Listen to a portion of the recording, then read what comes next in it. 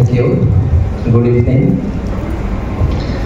সুখের জন্য কৃতজ্ঞতা খুবই জরুরি, কারণ কৃতজ্ঞতা হচ্ছে সুখের মূল ভিত্তি।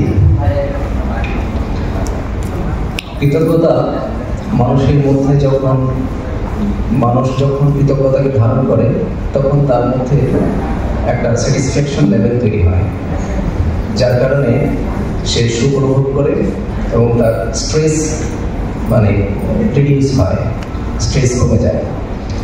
আর গ্র্যাটিটিউড যেটা বা কৃতজ্ঞতা, এই কৃতজ্ঞতা মানুষ যখন ধারণ করে, তখন সে অন্যের যে বিষয়গুলো আছে সেগুলোতে সে ঈর্ষান্বিত না হয়ে সে তার নিজের মধ্যে যা আছে তা নিয়ে স্যাটিসফাইড থাকে, যে কারণে সে ডিপ্রেশন লেভেল থেকে বেরিয়ে আসে এবং সে সুখ অনুভব করে।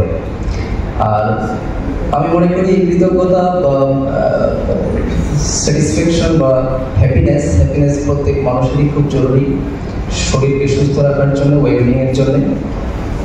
ধর্মীয় দৃষ্টিকোণ থেকেও এই কৃতজ্ঞতার অনেক ভিত্তি রয়েছে, অনেক গুরুত্ব রয়েছে।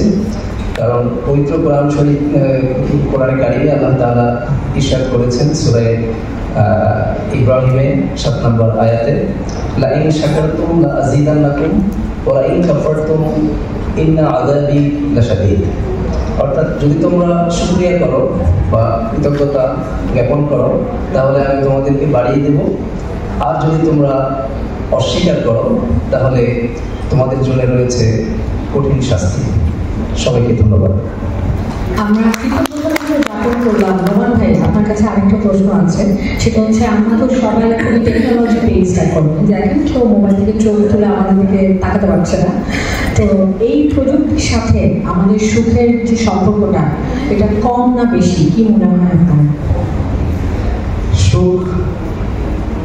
সুখের সাথে প্রযুক্তিটা অঙ্গাঙ্গিভাবে জড়িত আমি মনে করি। কারণ প্রযুক্তির মাধ্যমে মানুষ জ্ঞানে সমৃদ্ধ হয়, সে তার যোগাযোগ ব্যবস্থা, মানুষের সাথে কমিউনিকেশন সে বাড়াতে পারে, যে কারণে এই টেকনোলজি বা এই কমিউনিকেশন তাকে আরো সমৃদ্ধ হতে সাহায্য করে, যে কারণে সে তথ্যে সমৃদ্ধ হয়ে সে নিজেকে আরো ভালো রাখার চেষ্টা করে এবং ভালো থাকতে পারে।